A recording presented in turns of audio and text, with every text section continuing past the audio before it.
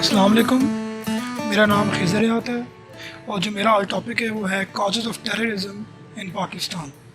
تو سب سے پہلے ہم دیکھتے ہیں کہ یہ لفظ ٹیررزم آیا کہاں سے ہے۔ یہ لفظ لاطینی زبان ٹیرر سے نکلا ہے، جس کا مطلب ہے ڈر، خوف یا ڈرا ہوا۔ ٹیررزم کی ابھی تک کوئی ایک خاص ڈیفینیشن نہیں بن سکی، لیکن بالعموم جو ڈیفینیشن بتائی جاتی ہے وہ یہ کہ اپنے خاص مقاصد کو حاصل کرنے کے لیے قانون کی بالادستی کو تسلیم نہ کرنا اور مقاصد کو ہر حال میں حاصل کر کے رہنا۔ اب ہم دیکھتے ہیں کہ ٹیررزم کی وجوہات کیا ہیں۔ ہمارے اس خطے میں دہشت گردی کی جو سب سے مین وجہ ہے وہ ہے سوویت افغان وار۔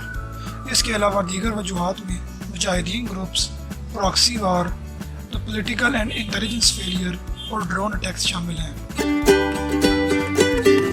25 دسمبر 1979 میں افغان روس سرد جنگ کا آغاز ہوا، جو کہ تقریباً 9 سال تک جاری رہا، جس میں 8,50,000 سے بھی اوپر سول لوگ مارے گئے۔ یہ جنگ افغان روس فورسز اور مجاہدین کے درمیان تھی۔ سرد جنگ میں مجاہدین کے جو گروپس شامل تھے ان میں حرکات انقلاب اسلامی، حرکات اسلامی، حزب اسلامی، اسلامک یونین اور دیگر بہت سے گروہ شامل تھے۔ ان گروپس نے پاکستان آرمی اور امریکن CIA سے ٹریننگ حاصل کی تھی۔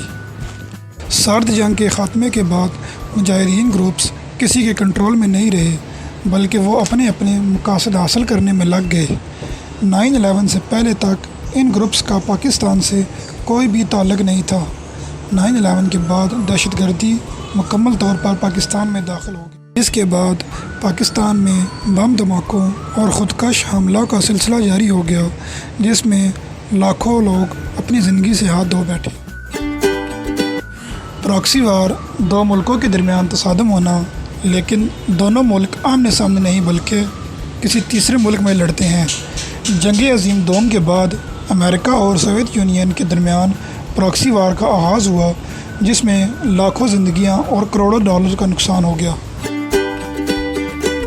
2004 میں امریکہ نے صدر بش کے دور حکومت میں افغانستان میں بیٹھ کر پاکستان کے قبائلی علاقوں کو ڈرون کے ذریعے نشانہ بنایا، جس میں تقریباً 965 کے قریب سول لوگ مارے گئے۔